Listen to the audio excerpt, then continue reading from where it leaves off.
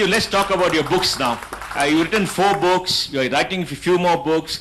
Can you tell us how the idea of the first book came, the second book, the third book, the fourth book, and what you're going to write in the next few years? I mean, what is the theme behind is there a sequencing, or it is random, or do you have a grand narrative and a grand plan? Okay, the first, very good. My books have 2 categories. One is disrupting what I think is false or prejudiced against our civilization, and the second theme is constructing what I think is a positive.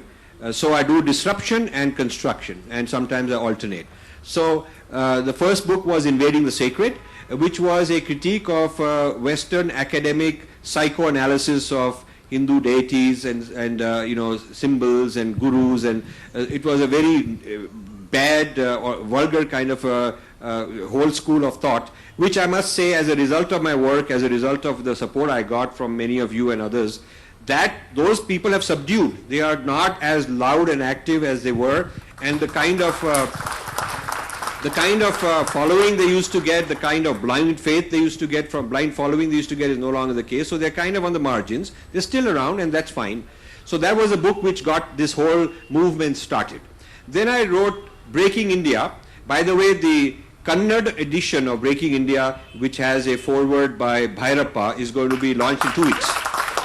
2 weeks we have it here. So Breaking India is on how the grand narrative of India is being broken by all these interventions into Aryan versus Dravidian, into Dalit versus this one, this minority versus that one. Who are the funding agencies?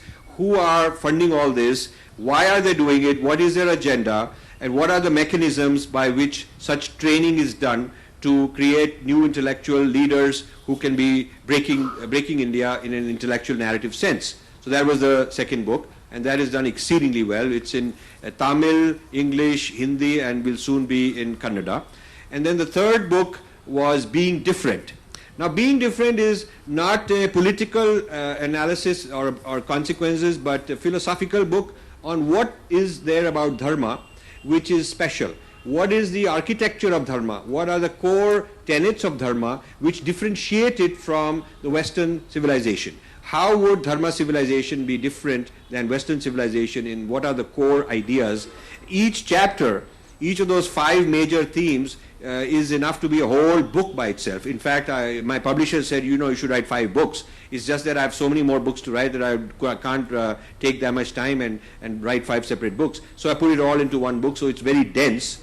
But people who read it slowly, read it a few times, will get the benefit, and I'm glad I met before this many dozens of you who are actually readers of that. So that's encouraging. Then the latest book is Indra's Net.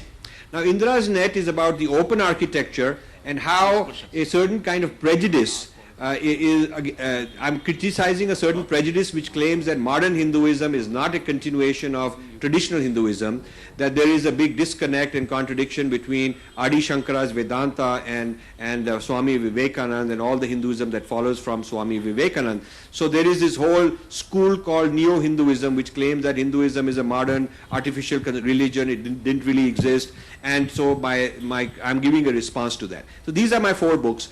I am now writing several books. One of them is going to be on the grand narrative of India. That is the book I'm going to write. Another one I'm writing is on hijacking of Sanskrit. Hijacking of Sanskrit, which is going on. Certain schools like Columbia University and a few other places have very, very powerful scholars whose interpretation of Sanskrit undermines the traditional interpretation in a very serious way. Not that they are not entitled to their point of view, but I'm entitled to giving a response to that. That is all I'm doing. And they have trained several dozens of Indians who were then sent back to be very negative about Hinduism, and their job is to go criticizing anybody who is pro-Hindu. So this hijacking of Sanskrit is even worse than the Freudian psychoanalysis, because the Freudian psychoanalysis that was going on was at least not being funded by Indians.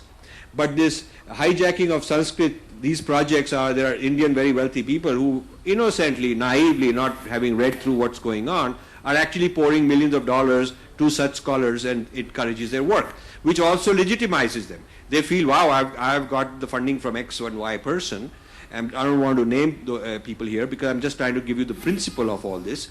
And so I'm going to write a book on that also, exposing how the interpretations of Sanskrit and Sanskrit texts are being compromised and twisted by people who are not from within the tradition, who are not practitioners, who really don't understand it, but they have their own agendas.